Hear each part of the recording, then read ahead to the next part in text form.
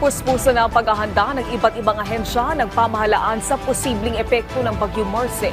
Ipinagutos naman sa mga lokal na pamahalaan na magpatupad ng forced evacuation sa mga lugar na mahirap na abutin ng rescuers. Si Patrick De Jesus ng PTV sa Balitang Pambansa.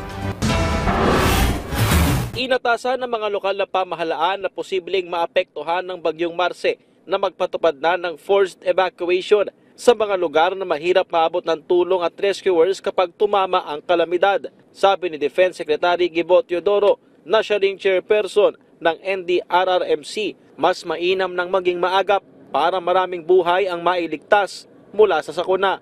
Judgment call yan ng local disaster risk reduction and management councils.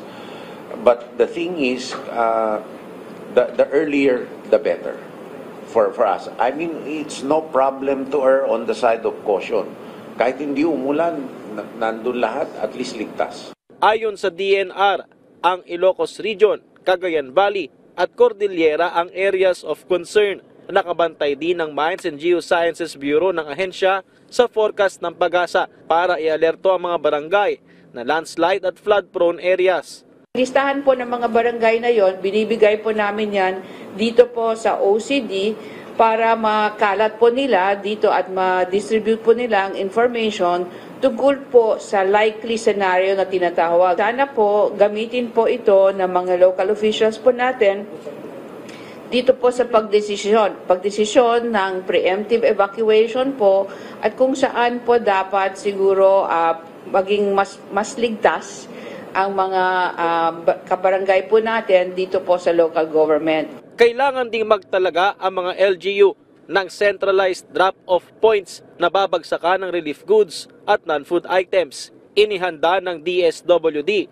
ang 300,000 na family food packs para sa mga maapektuhan ng Bagyong Marce. Mula ito sa higit 1 million stockpile ng family food packs habang i-activate din ang kanilang repacking station sa Central Luzon para mapabilis ang paghahatid ng tulong sa Hilagang Luzon. Right now, kahit po tayo ay naghahanda para sa pagdating ng Bagyong Marce, tuloy-tuloy pa rin po ang ating relief operations lalo na po sa Bicol region.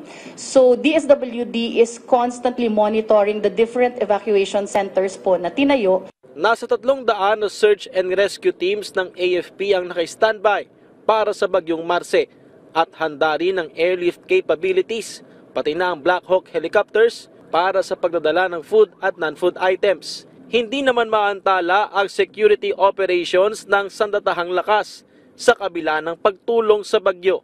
Habang gumagawa po tayo ng humanitarian assistance and disaster response operations, tuloy pa rin ho yung ating internal security operations, yung mga combat operations ho natin. Activated muli ang Interagency Coordinating Cell para sa mas mabilis na ugnayan ng mga ahensya ng gobyerno ngayong may bagyo na namang binabantayan.